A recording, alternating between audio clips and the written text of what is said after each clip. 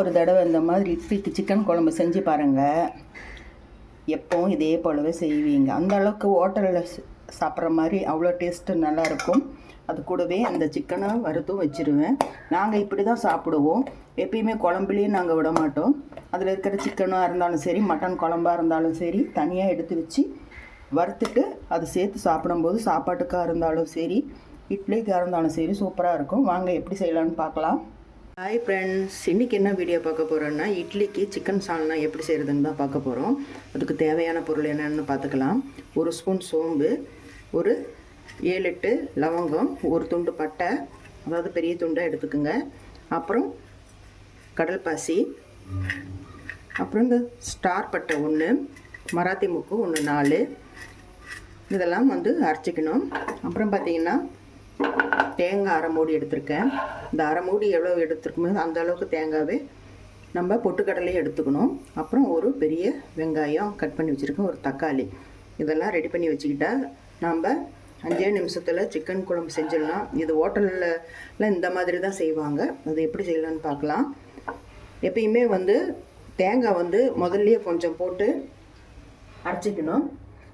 தனியாக ஒரு துருவணம் மாதிரி அரைச்சி கொஞ்சமாக எடுத்து வச்சுக்கிட்டு அதுக்கப்புறம் இந்த மசாலாலாம் அதிலேயே போட்டு அரைச்சிக்கணும். நம்ம வீடியோ இப்போ தான் முத பார்க்குறீங்கன்னா மறக்காமல் நம்ம சேனலை சப்ஸ்கிரைப் பண்ணி வச்சுக்கோங்க. பக்கத்தில் இருக்கிற பெல் பட்டனும் அழுத்தினீங்கன்னா நான் போடுற ஒவ்வொரு வீடியோவும் உங்களுக்கு நோட்டிஃபிகேஷனாக வரும். இப்போது தேங்காய் ஒரு சுற்றிட்டு அந்த துருவணம் மாதிரி இருக்கும். அதில் கொஞ்சம் எடுத்து வச்சுட்டு அப்புறமே இதுலேயே எல்லாம் போட்டு அரைக்க போகிறேன். இப்போ பாருங்கள், இந்த அளவுக்கு அரைச்சாச்சு. இதிலேருந்து சும்மா கொஞ்சம் மட்டும் எடுத்து வச்சுக்கிட்டு மிச்சத்தெல்லாம் இந்த மசாலாலாம் இதுலேயே போட்டு நம்ம ஒன்றா நைஸாக அரைச்சிட்டு வந்துடலாம். ஏன் இந்த மாதிரி தனியாக எடுத்து வைக்கிறோன்னு பார்த்தீங்கன்னா, குழம்புல கொஞ்சம் தேங்காய் துருவனா அப்படி இருந்துச்சுன்னா நல்லாயிருக்கும். அது கடைசியாக போடும்போது நைஸாக அரைச்சி ஊற்றினா அது இருக்கும், அதில் அப்படியே மிதக்கிட்டு இருக்கும். அதுதான் குழம்புக்கு அவ்வளோ நல்லாயிருக்கும். இப்போ இதோடவே பொட்டுக்கடலையும் போட்டு நல்லா நைஸாக அரைச்சி எடுத்துகிட்டு வந்துடலாம். ஒரு கடாய் வச்சுருக்கேன், அடுப்பத்தை வச்சாச்சு. ஒரு கடாயை வச்சுருக்கேன். இப்போ தேவையான அளவு ஆயில் ஊற்றிக்கலாம். எண்ணெய் காஞ்சதுமே எண்ணெய் காஞ்சிருச்சு. இப்போது கடுகு உளுத்தம் பருப்பு போட்டுக்கலாம். கடுகு பொரிஞ்சிருச்சு. இப்போது கட் பண்ணி வச்சுருக்கிற வெங்காயத்தையும் கருவேப்பிலையும் போட்டுக்கலாம். நல்லா வதக்கி விட்டுக்கலாம். கொஞ்சம் ப்ரௌனாக வாட்டி தக்காளி போட்டு வதக்கிக்கலாம். வெங்காயம் ஓரளவுக்கு வதங்கிடுச்சு. இப்போ தக்காளி போட்டுக்கலாம். நல்லா மசிகிற அளவுக்கு வதக்கி விட்டுக்கலாம். தக்காளி நல்லா மசிஞ்சிடுச்சு. இப்போ ஒரு ஸ்பூன் இஞ்சி பூண்டு பேஸ்ட்டு போட்டுக்கலாம்.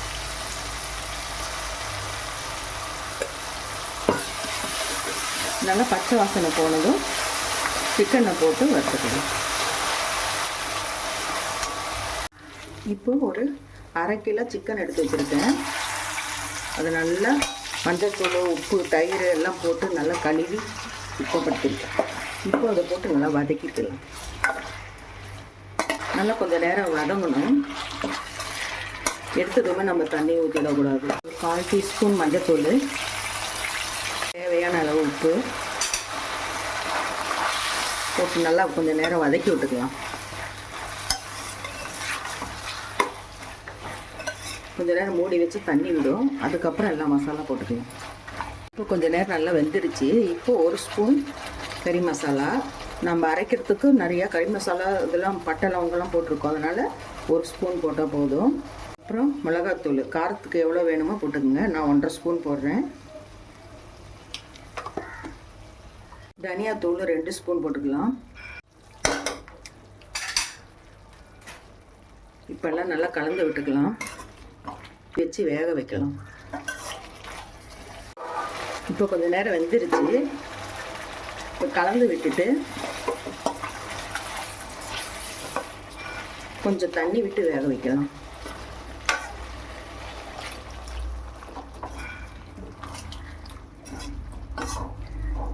ஒரு 5 நிமிஷம் வேகட்டும். அதுக்கப்புறம் மசாலா ஊற்றி கொதிக்க வைக்கணும். இப்போ பாருங்கள், நல்லா கொஞ்சம் 5 நிமிஷம் வெந்துருச்சு. இப்போது அரைச்சி அந்த மசாலா விழுந்து இதில் போட்டுக்கலாம். ஏன்னா கறி வந்து மசாலா ஊற்றுனதுக்கப்புறம் கொஞ்சம் வேகாது. கொஞ்சம் வெந்த வாட்டி ஊற்றுனா நல்லா கரெக்டாக போயிடும். 5 நிமிஷம் வந்து முதல்ல வேக வச்சுக்கணும். அப்புறம் மசாலா ஊற்றி ஒரு 10 நிமிஷம் கொதிக்க விடணும். நிறைய தண்ணி விடலாம், ஏன்னா நம்ம பொட்டுக்கடலை போட்டிருக்கோம். மிக்ஸி ஜார் கழுவி வச்சு அதை ஊற்றிடலாம்.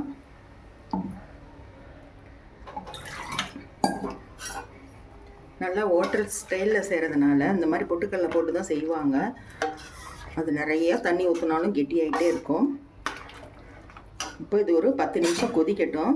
உங்கள் திக்னஸ் எவ்வளோ வேணும்னு பார்த்துக்குங்க. இது இன்னமும் கெட்டியாகும், அதனால் நான் இன்னும் கொஞ்சம் தண்ணி விட்டுக்கிறேன். இப்போ இது பச்சை வாசனை போகிற வரைக்கும் நல்லா கொதிக்கட்டும். இந்த திக்னஸ் போதும். இது கொதிக்கும்போது இன்னும் கொஞ்சம் கெட்டிப்படும். ஒரு 10 நிமிஷம் கழித்து பார்க்கலாம். பாருங்கள், குழம்பு நல்லா கொதிச்சிடுச்சு. எந்த அளவுக்கு திக்னஸ் ஆகிடுச்சு பாருங்கள். அவ்வளோ தண்ணியாக இருந்தது. இப்போ பாருங்கள் எவ்வளோ கெட்டி ஆகிடுச்சு. இது இன்னமும் ஆறுனுச்சுன்னா இன்னும் கெட்டியாகும். இந்த அளவுக்கு இருந்தால் போதும். இப்போ நம்ம என்ன பண்ணுவோம்னு பார்த்தீங்கன்னா, இப்போ எங்கள் குடும்பத்துலலாம் நாங்கள் எப்படி சாப்பிடுவோம்னு பார்த்தீங்கன்னா, சிக்கன் குழம்புல இது பாருங்கள், கறியில் வந்து குழம்பு ஒட்டி இருக்காது. அப்படியே வந்து உப்பு காரம் இல்லாத மாதிரி தனியாக தான் இருக்கும். அதுக்காக நாங்கள் என்ன பண்ணுவோன்னா, எப்பயுமே நம்ம வறுத்து தான் சாப்பிடுவோம். அது இட்லிக்காக இருந்தாலும் சரி, சாப்பாட்டுக்காக இருந்தாலும் சரி. இப்போ இதெல்லாம் எடுத்து தனியாக எடுத்து வச்சுப்போம். இது தனியாக இந்த மாதிரி குழம்புலேருந்து எடுத்து வறுத்து சாப்பிடும்போது அவ்வளோ டேஸ்ட்டாக இருக்கும். சுக்கா மாதிரி இருக்கும். இப்போ அது எப்படி செய்யலான்னு பார்க்கலாம். இதில் இருக்கிற அந்த தக்காளி, வெங்காயம் எல்லாமே இதோடவே சேர்ந்து வந்துடும். வெறும் பிளெயினாக தான் இருக்கும் குழம்பு. இப்போ உங்களுக்கு இன்னும் தண்ணியாட்ட வேணும்னா நீங்கள் முதல்லையே நல்லா தண்ணி ஊற்றி வச்சிடலாம். பாருங்கள், இது இந்த அளவுக்கு திக்னஸாக இருக்குது. இந்த மாதிரி வெங்காயம், தக்காளி எல்லாமே இருக்கும். அப்படியே எடுத்து தனியாக வச்சுக்கலாம். இப்போ இந்த குழம்பு வந்து ரெடி ஆகிடுச்சு.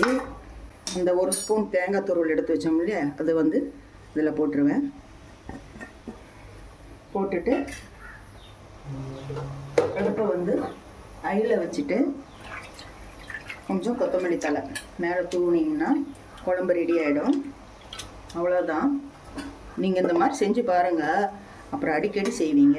இப்போ கொத்தமல்லி தழை, இப்போ கடையிலெல்லாம் நீங்கள் வாங்கும்போது பார்த்தீங்கன்னா இந்த மாதிரி தேங்காய்லாம் மேலே தெரியும். அது காரணமே இந்த மாதிரி கடைசியாக போகிறதுனால தான். இப்போ கொத்தமல்லி தழை தூவி தனியாக அது இறக்கி வச்சுட்டு இப்போ அந்த கறி வறுக்கிறது எப்படின்னு பார்க்கலாம். இப்போ பாருங்கள், வேற ஒரு கடாய் வச்சுருக்கேன். இப்போ இதில் கறி வறுக்கிறதுக்கு ஆயில் கொஞ்சம் விட்டுக்கணும். எண்ணெய் காஞ்சதுமே கடுகு உளுத்தம் பருப்பு போடணும். இப்போ கொஞ்சம் கடுகு உளுத்தம் பருப்பு, கடுகு பொரிஞ்சிருச்சு. இப்போ கருவேப்பிலை போட்டுக்கலாம். இப்போ இந்த எடுத்து வச்சிருக்கிற இந்த சிக்கனை இதில் போட்டுக்கலாம். மிளகாத்தூள், ஸ்பூன் கறி மசாலா, தேவையான அளவுக்கு தூள் உப்பு. நம்ம குழம்புலையே கொதிக்கும் போது கொஞ்சம் உப்பு பிடிச்சிருக்கும், அதனால் ஒரு அரை உப்பு போட்டுக்கலாம். இப்போ இது நல்லா வறுத்துக்கணும்.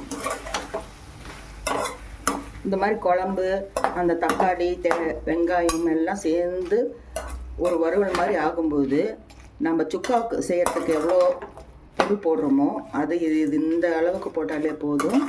சுக்கா மாதிரி இருக்கும். எப்பயுமே கறி இந்த மாதிரி குழம்பு தண்ணி மாதிரி இருந்துச்சுன்னா அதிலேருந்து எடுத்து இந்த மாதிரி வறுத்து சாப்பிட்டு பாருங்கள்.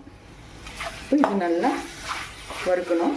இல்லைன்னு தேவைப்பட்டால் கொஞ்சம் குழம்பு கூட நம்ம இது மேலே எடுத்து விட்டுக்கலாம்.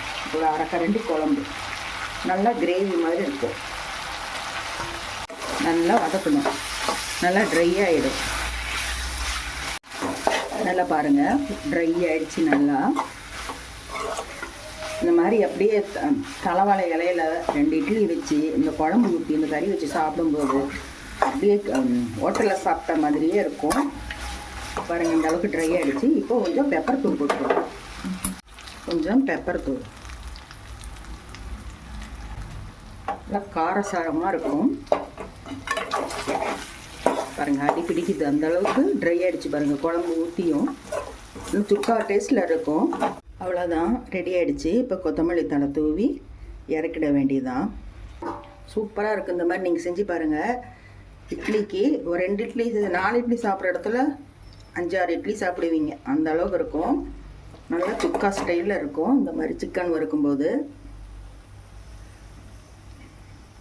நீங்களும் இது மாதிரி செஞ்சு பாருங்கள். அவ்வளோதாங்க, பாருங்கள் ரெடி ஆகிடுச்சு. இப்போ நான் ஈவினிங் டிஃபனுக்கு தான் இதை நான் செஞ்சுருக்கேன், டின்னருக்கு. அருமையாக இருக்கும். இது மாதிரி நீங்களும் செஞ்சு பார்த்துட்டு எப்படி இருந்துச்சுன்னு கமெண்ட்டில் சொல்லுங்கள். நம்ம சேனல் இப்போ தான் பார்க்குறீங்கன்னா மறக்காமல் நம்ம சேனலை சப்ஸ்கிரைப் பண்ணி வச்சுக்கிட்டு பக்கத்தில் இருக்கிற பெல் பட்டன் அழுத்தினீங்கன்னா நான் போடுற ஒவ்வொரு வீடியோவும் உங்களுக்கு நோட்டிஃபிகேஷனாக வரும். மீண்டும் உங்களை அடுத்த வீடியோ சந்திக்கின்றேன். பாய்.